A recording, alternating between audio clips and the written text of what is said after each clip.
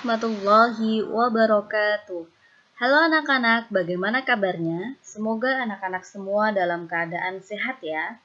Bertemu kembali bersama Ustazah Anggra di pembelajaran Bahasa Indonesia tema 7 Perkembangan Teknologi.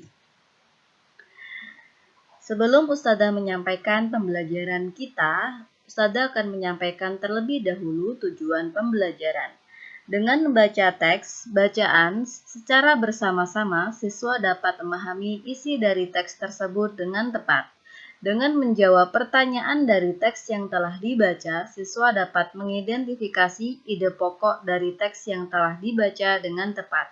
Dengan mengamati teks bacaan, siswa dapat menemukan pokok-pokok informasi dengan tepat. Setelah menemukan informasi dari teks bacaan, siswa dapat menuliskan pokok-pokok informasi mengenai teknologi produksi pangan dengan memperhatikan penggunaan kaidah ejaan bahasa Indonesia yang tepat.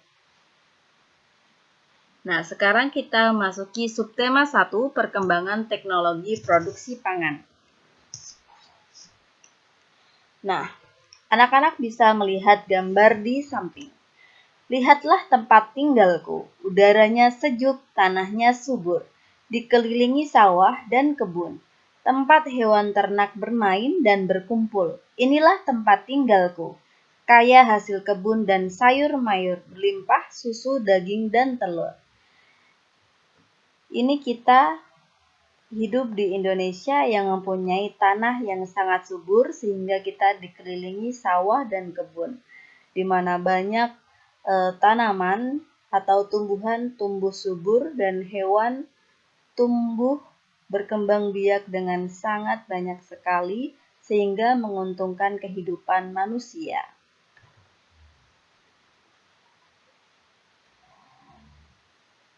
Terampilnya warga tempat tinggalku bekerja sama mengolah hasil alam menggunakan teknologi yang telah maju. Menghasilkan sumber pangan yang beragam, mari kita pelajari bermacam-macam pengolahan pangan agar menjadi manfaat bagi sesama.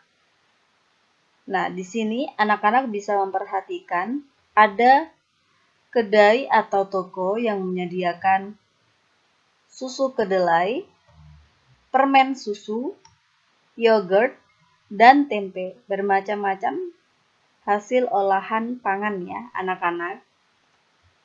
Sekarang anak-anak memperhatikan dengan baik.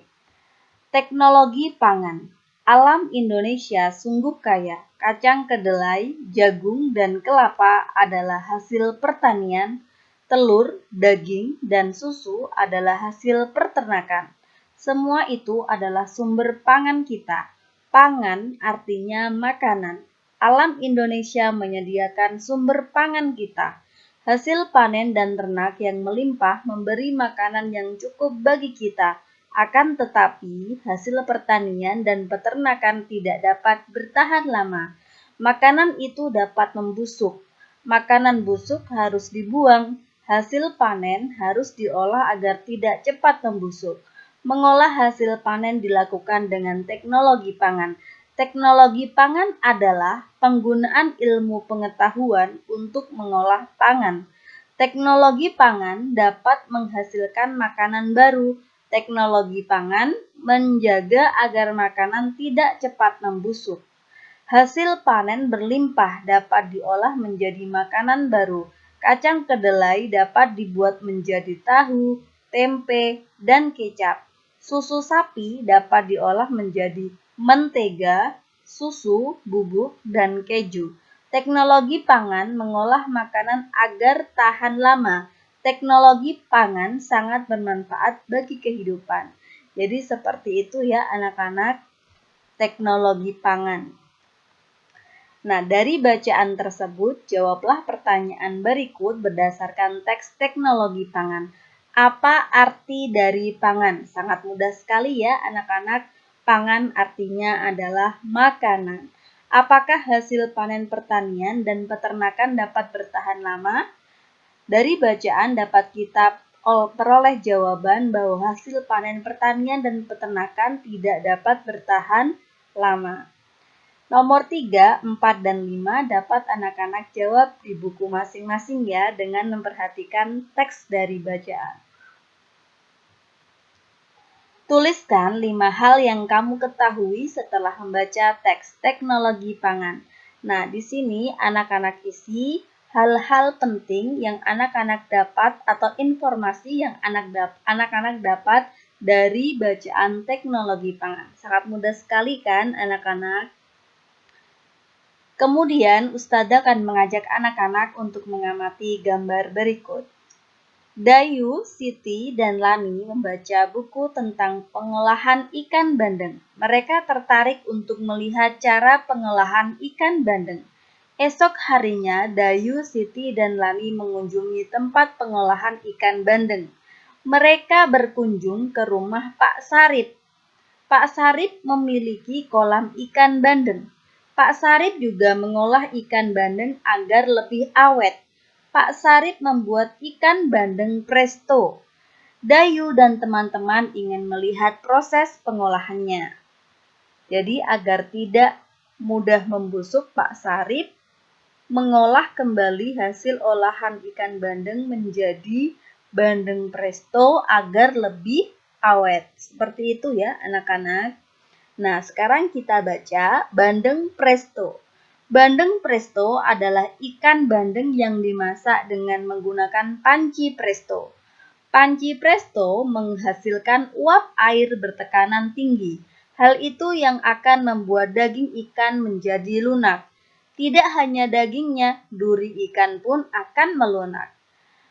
Bandeng presto ini dibumbui dengan bawang putih, kunyit, dan garam. Ikan yang sudah diberi bumbu kemudian dibungkus daun pisang. Setelah itu, ikan dimasukkan ke dalam panci presto yang dapat dikunci rapat. Lalu ikan akan matang secara merata. Setelah matang, bandeng presto dapat dikemas. Cara mengemas bandeng presto akan menentukan daya tahan ikan.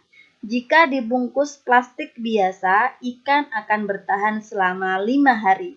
Namun, jika dibungkus dengan menggunakan plastik tahan udara, ikan akan bertahan hingga 3 bulan.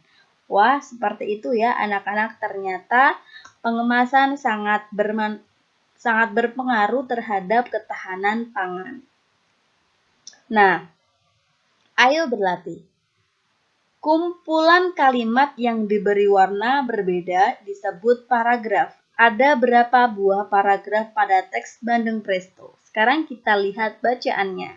Nah, di sini ada warna hijau, merah, dan biru. Ini adalah yang dinamakan paragraf, yang berisi tentang informasi-informasi pokok ya anak-anak. Paragraf 1, 2, dan 3.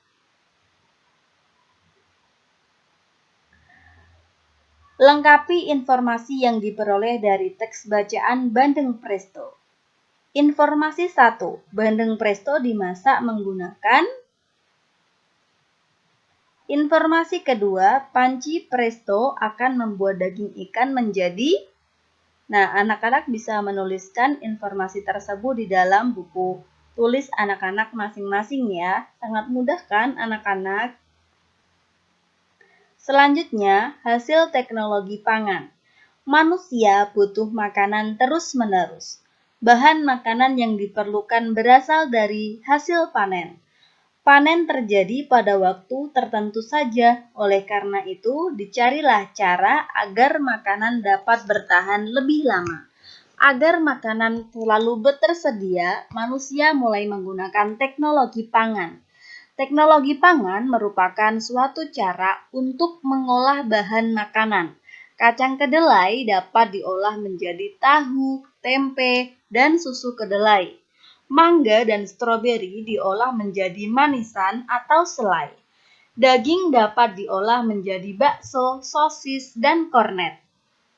Teknologi pangan penting untuk menghasilkan jenis makanan baru. Selanjutnya, makanan olahan tersebut disimpan dalam kaleng atau dalam plastik kedap udara. Kedap udara maksudnya adalah tidak dapat dimasuki oleh udara. proses penyimpanannya dapat membuat makanan lebih awet. Dari sini kita dapat menemukan informasi yang sangat penting ya anak-anak, bahwa manusia membutuh makanan terus-menerus. Untuk itu diperlukan teknologi pangan untuk membuat makanan yang baru agar tidak mudah busuk dan dapat dikonsumsi secara berkelanjutan. Nah, misalkan di sini pengolahan daging itu dapat diolah menjadi bakso, sosis, atau kornet. Mangga dan stroberi dapat diolah menjadi manisan dan selai. Dengan pengemasan yang bagus dan benar, makanan akan tahan lama dan lebih awet. Seperti itu ya anak-anak. Nah, sekarang kelompokkan jenis makanan, hasil panen, dan makanan hasil teknologi pangan. Tuliskan hasilnya pada tabel berikut. Nah, sekarang anak-anak bisa melihat di sini ada hasil panen. Ada kacang kedelai, ini adalah hasil panen ya. Kemudian dapat diolah atau hasil teknologi panganannya diolah menjadi tahu. Seperti itu ya anak-anak contohnya. Selanjutnya, pengolahan singkong. Di daerah Sumatera Barat, singkong diolah menjadi berbagai macam makanan, mulai dari lauk pauk hingga makanan ringan.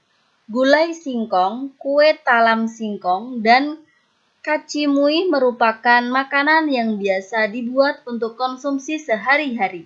Singkong goreng juga sering dibuat di rumah. Daya tahannya paling lama adalah 2 hari. Teknologi pangan memiliki peran penting dalam mengolah singkong. Teknologi pangan memberikan nilai lebih bagi bahan makanan hasil panen melalui berbagai cara. Tekniknya adalah melalui pengawetan, pengemasan, dan penyimpanan. Dengan demikian, singkong dapat dinikmati dalam jangka waktu lebih lama. Dengan adanya teknik pengawetan dan pengemasan bahan pangan, singkong dapat diolah menjadi berbagai jenis makanan. Singkong diolah menjadi daka-daka, karak kaliang, rendang singkong, dan karupua singkong pedas. Teknik pengemasan yang baik mampu membuat makanan tersebut awet hingga 3 bulan atau lebih. Nah, seperti itu ya anak-anak, ketika bahan makanan diolah menggunakan teknologi pangan yang benar. Bisa menjadi awet dan tahan lama hingga 3 bulan. Nah, sekarang tentukan kalimat utama dari teks bacaan di atas. Paragraf 1. Di daerah Sumatera Barat, singkong diolah menjadi berbagai macam makanan. Kalimat utama adalah kalimat yang penting atau informasi penting yang terdapat pada paragraf tersebut. Nah, di sini paragraf yang pertama, kalimat utamanya adalah di daerah Sumatera Barat, singkong diolah menjadi berbagai macam makanan. Untuk paragraf kedua dan ketiga, anak-anak bisa menuliskan masing-masing di bukunya ya.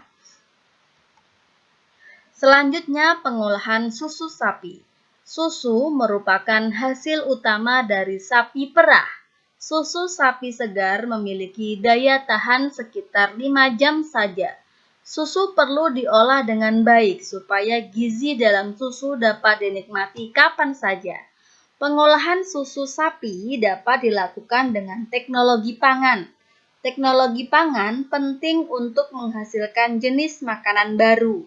Teknologi pangan juga menjaga agar makanan tetap awet. Susu sapi dapat diolah menjadi berbagai jenis makanan baru. Contohnya adalah yogurt, keju, permen, mentega, hingga es krim. Hasil olahan susu sapi biasanya sangat disukai oleh anak-anak. Dalam proses pengolahan susu, yang paling penting setelah hasilnya adalah cara mengemasnya.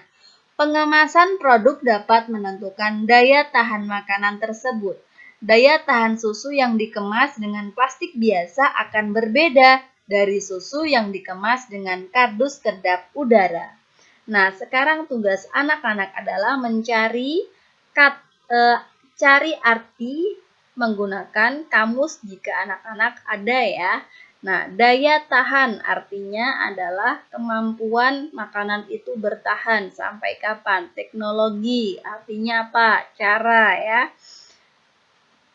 Pengemasan artinya. Kedap udara artinya. Seperti itu ya anak-anak. Nah, dari bacaan tersebut dapat kita ambil informasi penting ya anak-anak bahwa teknologi pangan itu sangat penting untuk menghasilkan jenis makanan baru agar makanan hasil olahan alam itu tidak gampang busuk. Nah, salah satunya untuk pengolahan susu sapi dapat diolah menjadi yogurt, keju, permen, mentega hingga es krim yang dapat bertahan hingga 3 bulan. Sangat bermanfaat sekali ya anak-anak. Selanjutnya, cara membuat tempe. Kedelai merupakan hasil perkebunan yang memiliki banyak manfaat. Tempe adalah salah satu hasil teknologi pangan dari kedelai. Cara membuatnya cukup mudah. Kacang kedelai digunakan untuk membuat tempe. Selain itu, ditambahkan ragi tempe serta daun pisang. Pertama, kacang kedelai dicuci hingga bersih, kemudian direndam selama 12-18 jam. Kacang kedelai dicuci hingga kulitnya terlepas, lalu kacang kedelai dikukus atau direbus hingga empuk.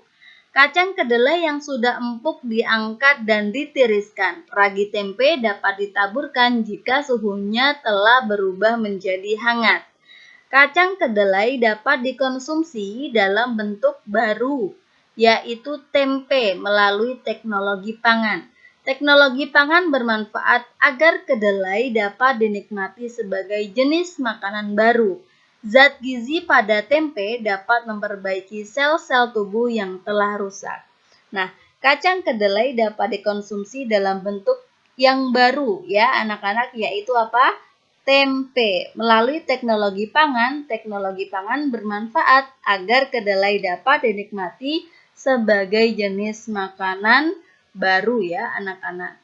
Jadi itulah gunanya dan manfaatnya teknologi pangan. Selanjutnya anak-anak, lengkapi kalimat di bawah ini. Gunakan kata-kata dalam kotak untuk membantumu. Jadi anak-anak tidak perlu mencari jawaban yang lain, tetapi cukup memilih jawaban yang ada di bawah ini untuk melengkapi kalimat terumpang yang ada pada teks. Sangat mudah ya. Nah, sudah selesai pembelajaran dari Ustadzah. Semoga anak-anak dapat memahami pembelajaran dari Ustadzah. Sampai bertemu di pembelajaran berikutnya. Wassalamualaikum warahmatullahi wabarakatuh.